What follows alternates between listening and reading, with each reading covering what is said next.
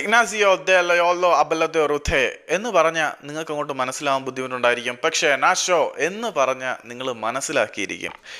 ബാഴ്സലോണയുടെ സുവർണ യുഗത്തിൽ Neymar junior, Lionel Messi, Luis Suarez ഇവർക്കൊപ്പം ബാഴ്സലോണയുടെ മുന്നേറ്റ നിരയിൽ വളരെ മികച്ച പ്രകടനം കാഴ്ചവെച്ച് ബാഴ്സലോണയുടെ ഫ്യൂച്ചർ സെൻസേഷൻ എന്നൊക്കെ വിശേഷിപ്പിക്കപ്പെട്ട നാച്ചോയുടെ കരിയർ വല്ലാതെ അങ്ങ് ഇരുണ്ട് അടഞ്ഞു പോകുന്ന കാഴ്ച നമ്മൾ കണ്ടതാണ്. ആ സ്പാനിഷ് അറ്റാക്കർ 28 വയസ്സുള്ള താരം ഗോകുലം കേരള FC വരുന്നു എന്ന് പറയുമ്പം വിശ്വസിക്കാൻ വളരെ ബുദ്ധിമുട്ടുണ്ട്. വളരെ വളരെ വളരെ ബുദ്ധിമുട്ടുണ്ട്. അദ്ദേഹത്തിൻ്റെ ഒരു കരിയറിൻ്റെ ട്രാൻസിഷൻ എന്ന് പറഞ്ഞാൽ നമ്മൾ ചിന്തിക്കുന്നതിനെക്കാട്ടി വലിയൊരു തകർച്ചയാണ് അദ്ദേഹത്തിൻ്റെ കരിയറിൽ ഉണ്ടായെന്ന് പറയാം. റിയൽ ബെറ്റിസിൻ്റെ സെക്കൻഡ് ഡിവിഷനിൽ നിന്നും അദ്ദേഹം റിയൽ ബെറ്റിസിൻ്റെ ടീമിൽ എത്തുന്നു.